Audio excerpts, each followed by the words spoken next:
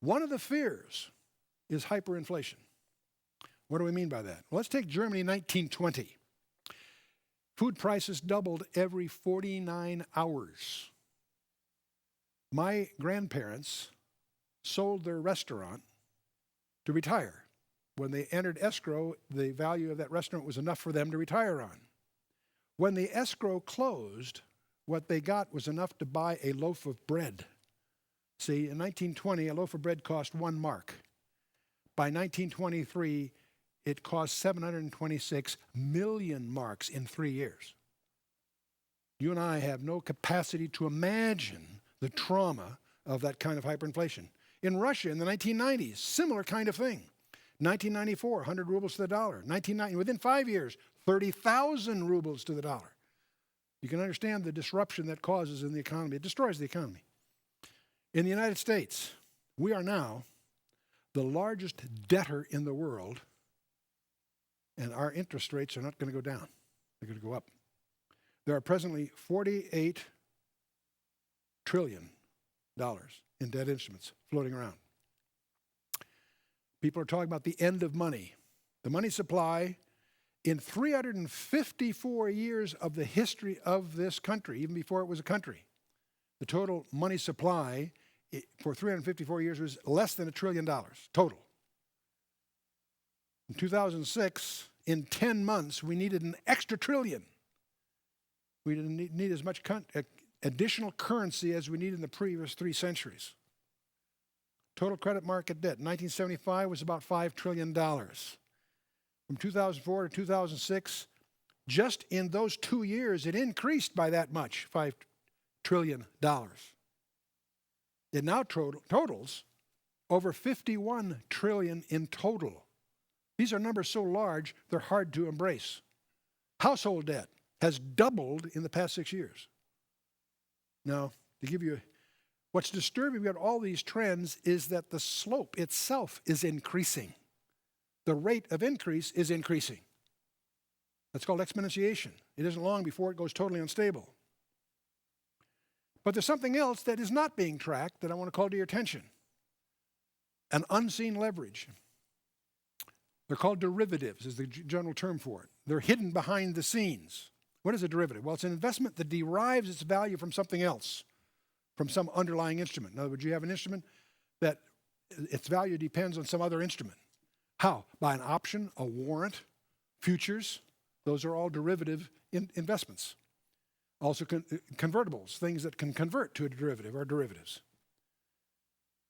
Now, the widespread use of derivatives throughout the world have multiplied the risks in the financial markets.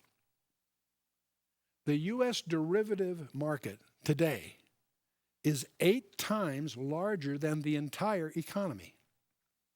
The gross domestic product of the United States, multiply that by 8, and you got an approximation of the derivative market. In 1995, commercial banks alone had $17.5 trillion in derivatives.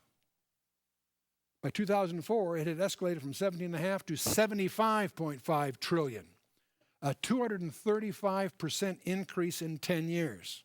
Say, gee, that's 23% a year. No, it's actually worse than that because the percent per year is increasing. It's between 20 and 30% per year growing. Now, what's disturbing about this whole world is 90% of these are traded over the counter with no records. You can only guess, make estimates, because it's an unregulated market. It's over the counter.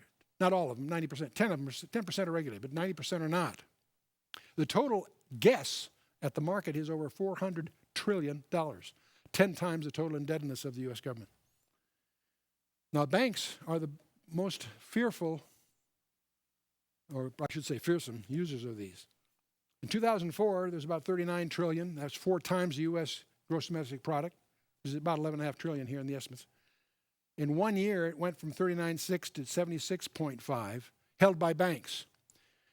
Now, what the controller of the currency of the United States points out to us, that of those banks, that the 76.5 trillion derivatives was backed only by 715 billion in equity. In other words, less than 1% is backed hard. That's all leverage. That is unbelievable leverage to be able to put down 0.9% of the risk to get the gain. 7 banks hold 96% of the derivative holdings, JP Morgan Chase, Bank of America, Citibank. The 3 of them hold about 3 times the GDP. And when these banks merge, it increases the risks, by the way. That's something that's causing a lot of concern. Let's just take one example.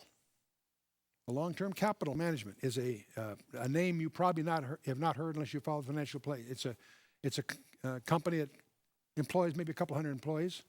In 1998, this hedge fund called LTCM had $100 billion in assets, $4 billion in cash. It used that as collateral for $1.2 trillion in derivatives. Well, among those derivatives were some Russian bonds. When they collapsed, they were in trouble. They were in such trouble. Here's the interesting part. The Federal Reserve panicked and had to intervene to avoid what they felt would be a complete meltdown of the whole U.S. financial system. One company, a company you've never heard of, that employs about 200 people, could bring down the whole U.S. financial structure? You got to be kidding. No, that was the assessment of the Federal Reserve. They actually connived to get this thing fixed, off the table, so to speak. And we could go on with lists of companies, Enron, WorldCom, these huge corporate failures. The root problem was the derivatives.